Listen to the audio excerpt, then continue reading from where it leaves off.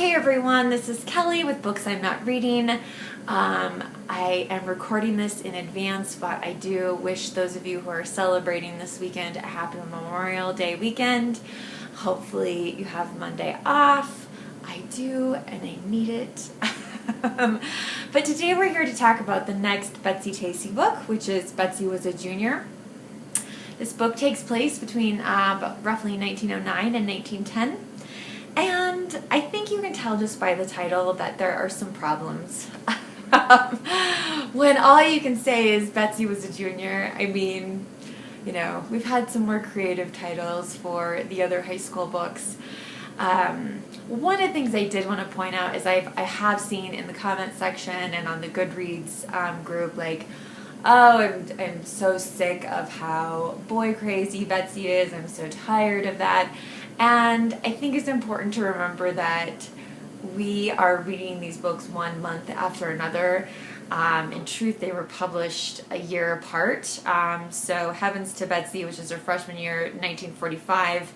Betsy in Spite of Herself, 1946. Betsy Was a Junior, 1947. And the next book we're going to read, Betsy and Joe, 1948. So people had a whole year to wait for the next Betsy book, and maybe forgot a little bit. I mean, there's definitely some recapping of things in here that initially I was like, I already know this, but it's because I just read the last book last month. So I do try to forgive her a little bit for that, but at the same time, I understand people's criticisms related to that.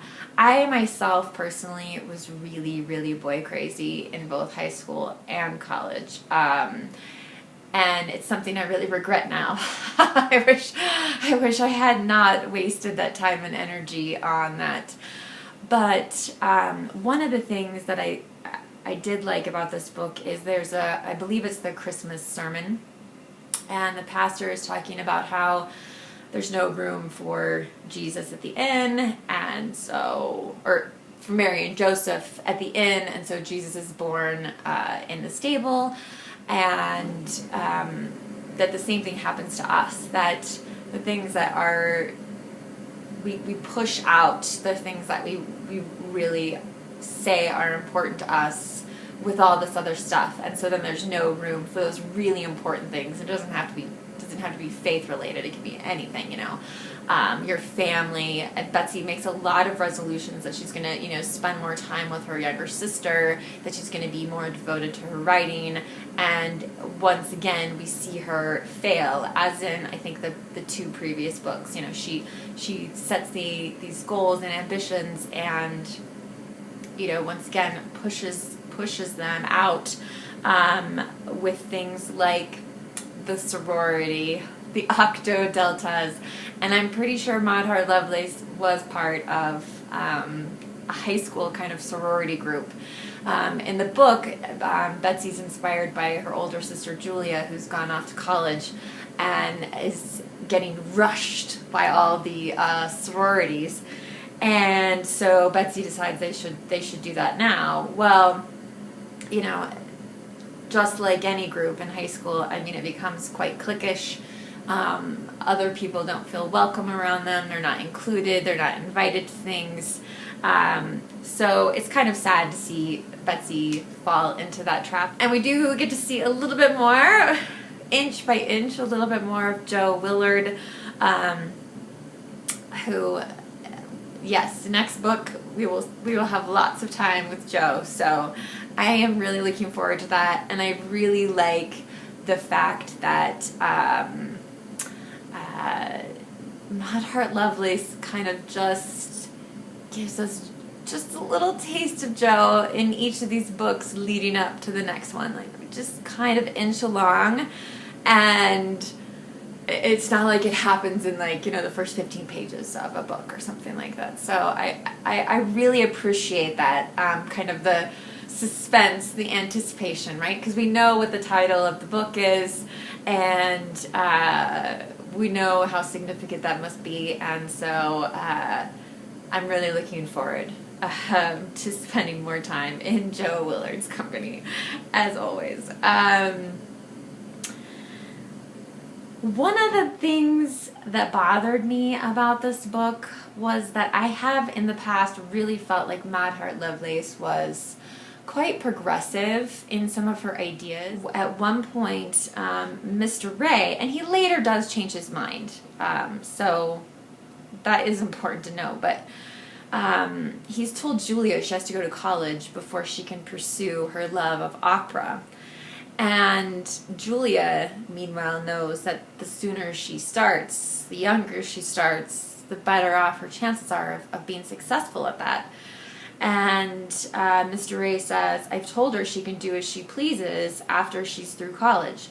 I'll even scrape up the money to help her. But I'm hoping she'll meet someone she wants to marry, settle down, and use her voice for lullabies. And this is the first time that Mr. Ray or Mrs. Ray, I mean, she doesn't say anything, but like either one of the parents has said anything like, no, we expect you when you grow up to get married and have children, and that's what we're expecting your life to be like. And so I was a little disappointed with Mr. Ray for saying that, but I was happy to see him change his mind later on in the book. The other part of the book that I had real problem with was, so there's a family that the Rays have Thanksgiving with and they kind of alternate houses every other year, and it's the Slade family, and the grandmother joins them, and of course the grandmother has seen a lot of things in her life and seen a lot of things in Deep Valley, and at the end of Thanksgiving Day, they're sitting around the fire, and then Grandmother Slade kind of tells her stories about, the early settlers of Deep Valley and the Native Americans, which is not what she says in the book, but I'm not going to repeat that. And then, they had come in canoes and in dog carts, riding ponies and on foot.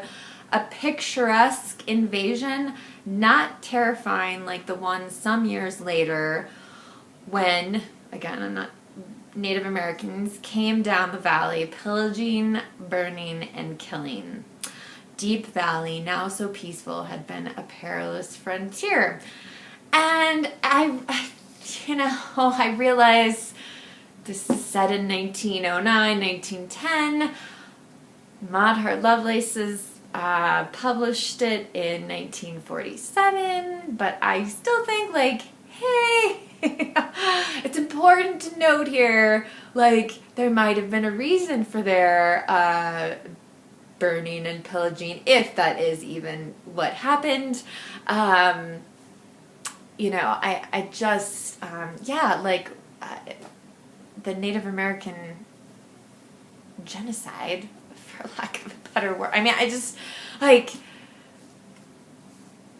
we cannot ignore that, and I just feel like even though this is set in a specific time when those ideas were okay, and it's published in a time when maybe those ideas were still okay, it's not okay anymore.